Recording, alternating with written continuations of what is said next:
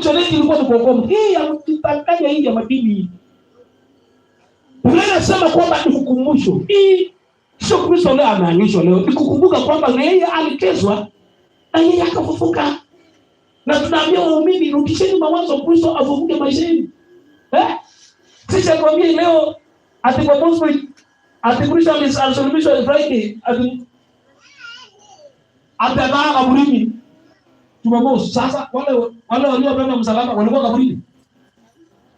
Umesikia leo Jumamosi walikuwa kaburini.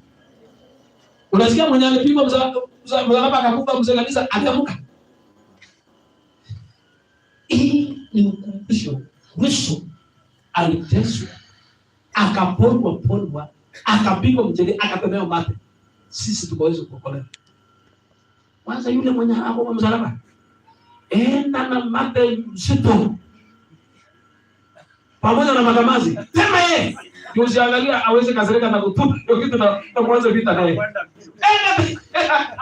Nasema ndugu, siku moja nitaamua kushuka kwa hii ukatuli kwa kizunguka. Nishuke na mjeledi na nishuke na magamazi.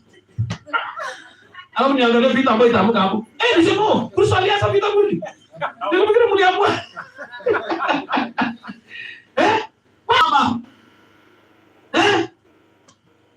Kitabu langu anasema huyu ndugu hatujapata dhambi kwani. Lakini kwa sababu mlisema ni lazima tusuluhishe. Kila mlato hii pesa ni ya tabu. Hii pesa ni ya tabu.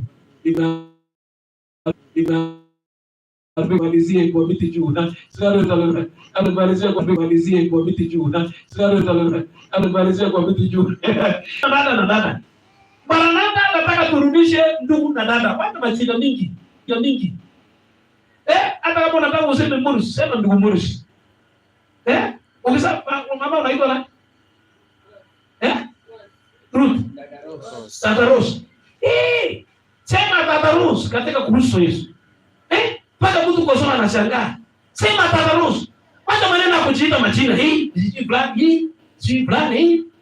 Tata ukikutana na ndugu unasema ndugu katika Kristo. Haleluya. Na mnatoa ushuhuda. Siku hizi kimeenda bosi watoa ushuhuda ukikutana. Wanasema tamgea bali. Samani, kabla mjaongea na mtu, sikia. Ndugu Kristo, uko namna gani katika wokovu? Ukinipigia simu askofu, unapata kutamka maneno ambayo unataka. Tamka kwanza umelalaje, umeamkaje, Kristo angali kwa moyo. Sasa zingine Mungu alienda. Nikwambia bado ningale safari. Sema amen. Tunataka watu wakipenda gospel, watu wana ushuhuda wakikutana kwa barabara. Vijana wetu wa Moscow, vijana wa Chemoroni, ukikutana, ili shetani akuwe mbali na wewe, toa ushuhuda. Tangia tulipo wajana kwa mkutano. Watu ninaona Kristo anaendelea. Ujanja ya usherati itatoka. Kwa sababu ukitangulia tu Mungu, hakuna ajenda nyingine. Ajenda zote itakwisha. Utamalizia Mungu, unaendeleaje? Mungu, hata ukisema unisaidie hii, Mungu. Hatutakuwa na uhasama.